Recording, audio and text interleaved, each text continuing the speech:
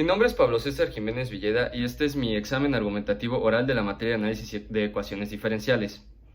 Bueno, en primer lugar, esta situación se trataba de modelar la posición de alguien que se lanza de un bungee a través del tiempo, por lo que se buscó dividir la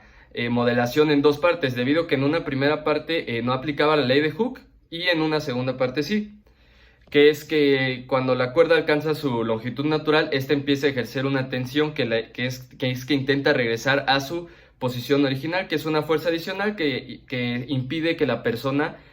choque contra el suelo. Y bueno, en la primera parte de la modelación tuvimos que usar la segunda ley de Newton para encontrar una sumatoria de fuerzas que básicamente consistía en el peso de la persona atrayéndolo al suelo y una fuerza de arrastre ejercida por el aire, y todo esto era igual a la masa de la persona por la aceleración. Como en esta situación se buscaba modelar la posición, se determinó que al ser la velocidad que se multiplicaba por el coeficiente de arrastre, la velocidad de cambio de la posición, esa se reescribiría como la derivada de primer orden de la posición y la aceleración como una de segundo orden, al ser la velocidad de cambio de la velocidad de cambio.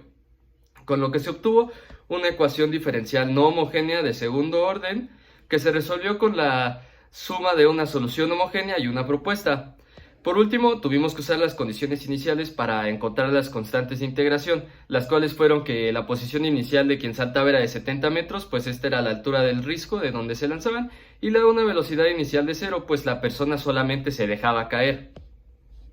Y bueno, para la segunda parte de la modelación, que inicia cuando la persona alcanza los 30 metros y la cuerda empieza a estirarse más allá de su longitud natural, tuvimos que usar nuevamente la segunda ley de Newton, llegando a la sumatoria de fuerzas básicamente idéntica, pero con la adición de la segunda ley de Hooke, que es básicamente una constante de elasticidad multiplicando la longitud de la cuerda, lo cual modela una fuerza de tensión de un resorte a una cuerda que se estira. Por tanto, se tuvieron tres fuerzas: el peso que trae a la persona al suelo, la resistencia del aire en dirección contraria al movimiento y la de la cuerda después de alcanzar su longitud natural, que intentaba regresar a su estado inicial cada vez con más fuerza. Nuevamente con esto obtuvimos una ecuación diferencial no homogénea de segundo orden que se resolvió con la suma de la solución homogénea y la solución propuesta. Y para encontrar las constantes de integración en este caso, pues la velocidad inicial,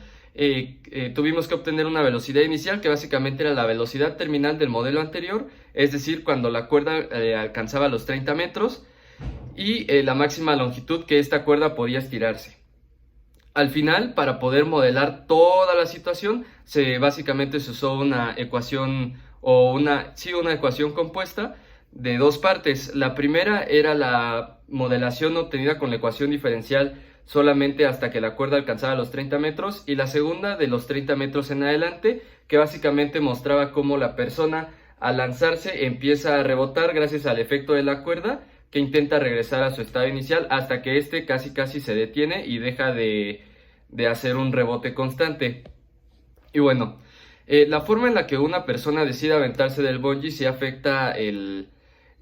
la ecuación diferencial, en el sentido de que la constante de proporcionalidad de arrastre del aire sería diferente, dado a que ésta se basa en la forma en la que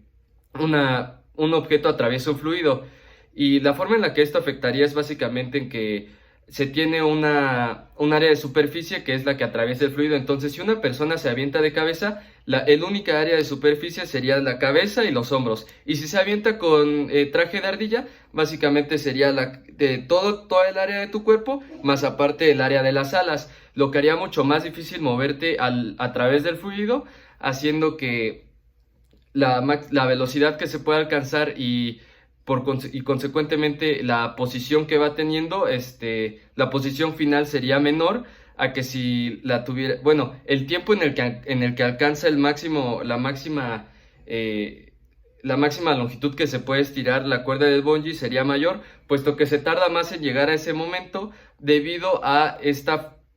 fuerza de arrastre del aire aún mayor, debido a, por ejemplo, un taje de ardilla. Y por último, me gustaría decir que la situación problema fue muy interesante, puesto que tuvimos que aplicar diferentes conceptos físicos y utilizar ecuaciones diferenciales para realmente modelar una situación de la vida real. Y la verdad es que sí me animaría a lanzarme en bungee debido a todo lo que investigamos respecto a las cuerdas que se usan y lo seguras que son por la fuerza de Hooke. Muchas gracias.